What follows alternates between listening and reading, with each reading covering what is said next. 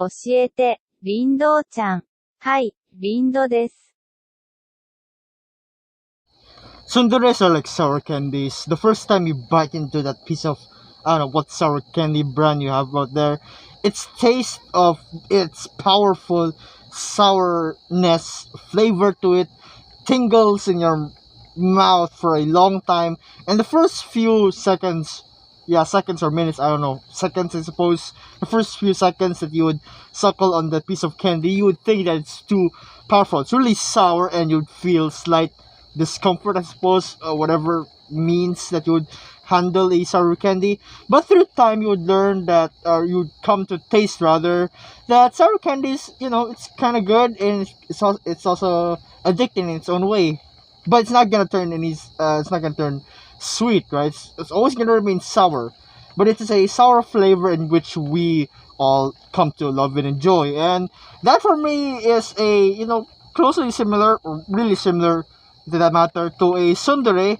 The anime community loves tsunderes, but I feel like to that side, to the side of a tsundere, it has a lot of, it's a double-edged sword. You have a character or a heroine in that matter who is, who has feelings for you, strong feelings for you, but the downside of it is that it's, or her, that character's approach to you is done in a really, it can be described as frustrating or rather cold. That's really the terminology of tsundere in the first place. Tsundere, so acting all cold and harsh, but really inside you feel you really love and care about that person. It is a sweet moe type of characteristic trope for a character. A lot of animes, mangas, light novel works, and even, I don't know, I suppose other works in general as well, following a similar or having a character with similar properties to that of a tsundere. But Japan in anime, the tsundere character is an amazing species, I have to say, for good reason. Why? When one samples a certain species, of course, you need to locate as to where that breed of species would likely to appear in the first place, or in this case, what type of stories or genres of stories would the tsundere appear in. Well, most cases, most likely scenario, a lot of harems, especially harems, rom-comedies, a bit of faint traces in dramas here and there, but generally speaking, a lot of rom-coms really like to utilize the trope of a tsundere character, and in fact, I really appreciate it for that. In fact, or rather, it really the tsundere to the rom-coms like bread and butter. So we know where to find them. Now we just need to know how to tell them apart or from the other heroines. So what is really the characteristics or defining similar traits or stereotypical traits for that matter of a classic standard tsundere depicted in a lot of anime series or mangas, light novel works. Blonde hair, pigtails, A cup, I suppose. I don't know, it really depends. But really, the most defining trait is the attitude in itself. When the main protagonist approaches a tsundere, you can immediately identify that that heroine is a tsundere type based on her response, I suppose. And throughout the series, this also goes a long way as well. Once you've identified the tsundere, it's already stuck, or essentially stuck, as that character trope for that certain character, the certain heroine. And is that wrong with, using that or utilizing that in a lot of storytelling, or especially character designing and character creations? No, not at all. In fact, Sundares really add this good spicy mixture to a lot of romances or rom-coms in that matter, harems as well. And one of the main triggers essentially for a tsundere awakening, I suppose, is lucky skebe moment, or ecchi moment for that matter.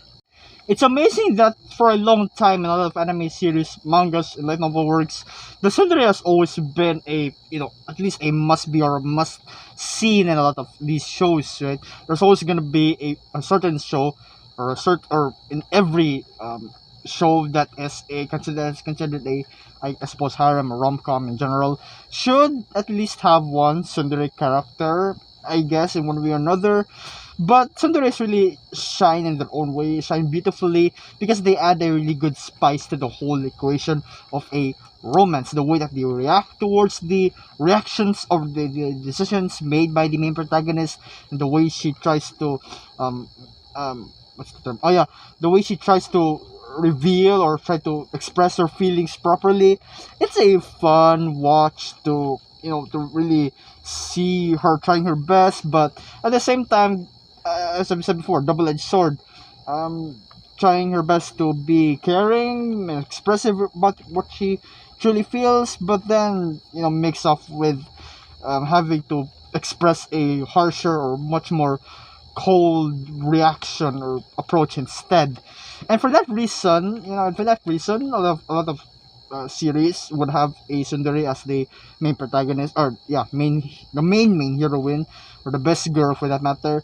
And some would be as I don't know, second in command, I guess, or the second best girl. It really depends. I want to also talk about a certain trope, and that is only, or just certain plot route rather, wherein the main protagonist, the main character, chooses or would go for the Sundere route, or choosing Sundere as the best girl. Zero no Sakaima, for instance, that was a really, I really enjoyed that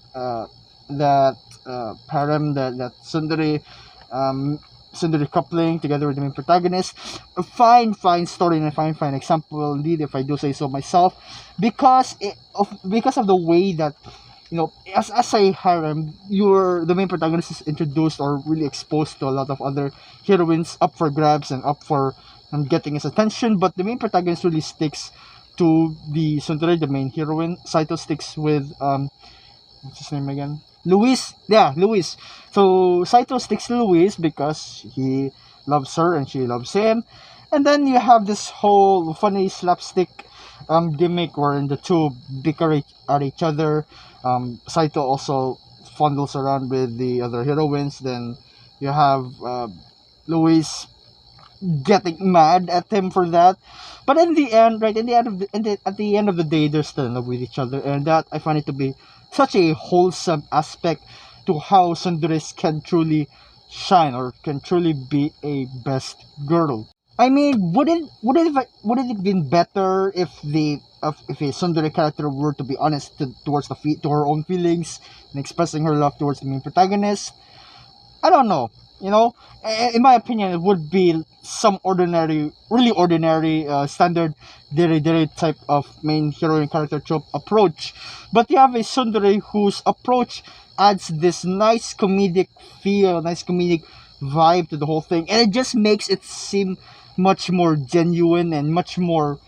I really love him to that extent, and for that reason, I'm also having trouble expressing my own feelings. Am I really hiding or really telling him the truth or really being honest with myself? Yeah, that's really the dilemma that Sundaris would face.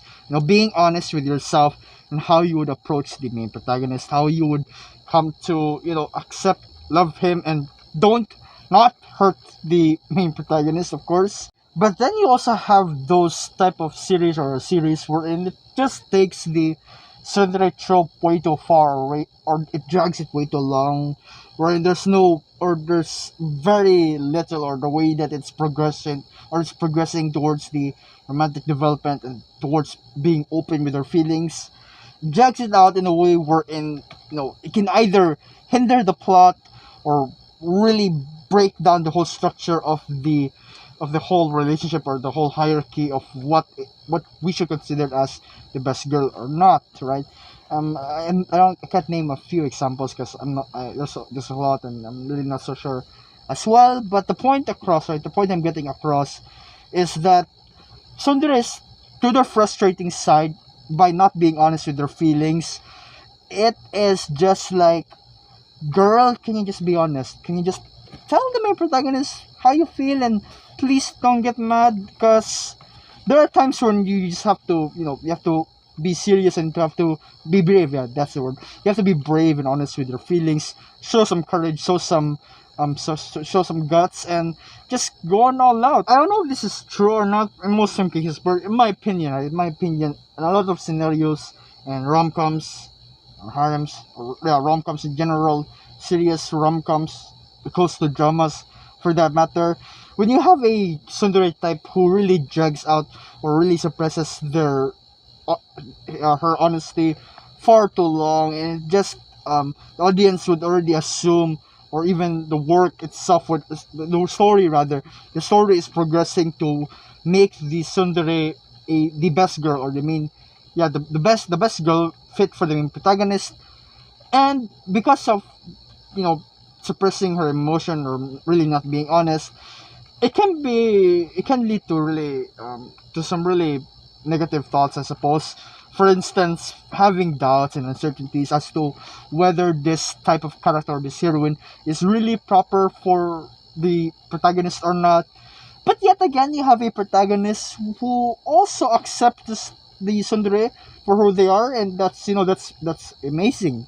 That's an amazing way, or really a patient way of, you know, having a protagonist who has the most patience and, you know, the drive to actually deal with this type of character. But that is not, you know, that is not wrong at all. In fact, that's a really honest take on the whole thing.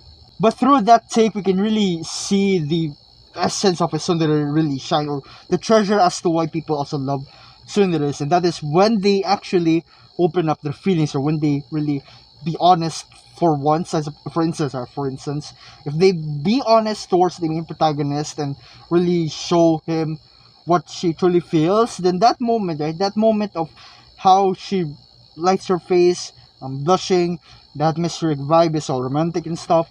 It is heartwarming. It is one of the most greatest pleasures that you can take, or you can find, or you can anticipate rather, towards this type of character trope, and how she would, you know, address this or express her emotions to the main protagonist. And that in itself is a really good way of character development, character relationship development rather, that further elevates or further adds more to the affection points of a tsundere. Generally speaking, tsunderes are amazing, no doubt about that. Can be frustrating, all in all. Gonna be honest, right? But yeah, with that being said, right, there is always a treasure found within each of these heroines, and I feel like with tsunderes, being this type who is, you know, seems so cold, yet really is caring. The whole attitude that is being stereotypically being made. I just adore their effort. It's beautiful to see how a tsundere can progress through the romantic developments, as I've said before. And yeah, tsundere is for life.